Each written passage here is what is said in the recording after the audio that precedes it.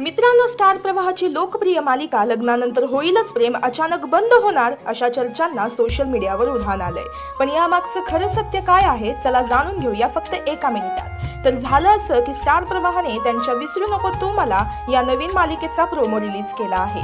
या नवीन मालिकेला संध्याकाळी 7ची वेळ देण्यात आली आहे. आता 7 वाजता तर आपली लाडकी मालिका लग्नानंतर होईलच प्रेम लागते.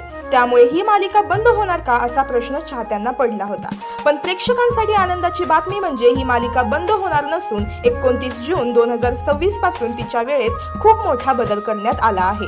TRPच्या गणितामुळे आता ही मालिका संध्याकाळऐवजी थेट दुपारी 1 वाजता प्रसारित केली जाणार आहे. तसेच ऑन स्क्रीन ट्रॅकमध्ये सध्या जीवा आणि नंदिनीसाठी आर्या ही सरोगेट मदर बनण्यास तयार झाल्याचा एक मोठा आणि भावनिक ट्विस्ट पाहायला मिळतोय. तर मित्रांनो, संध्याकाळची मालिका दुपारी 1 वाजता शिफ्ट करण्याचा स्टार प्रवाहाचा हा निर्णय तुम्हाला योग्य वाटतो का?